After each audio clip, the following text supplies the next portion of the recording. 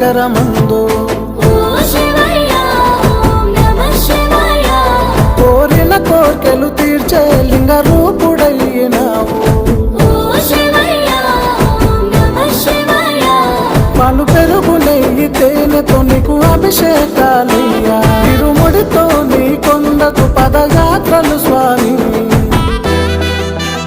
కొండ కోనలు దాటి వస్తున్నాము ఈశా.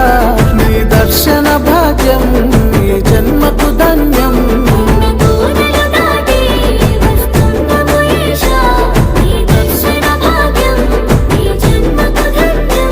మాకు మోక్షమిచ్చి బ్రోవయ్యా శ్రీశైలవాసుడా. ఓ శివ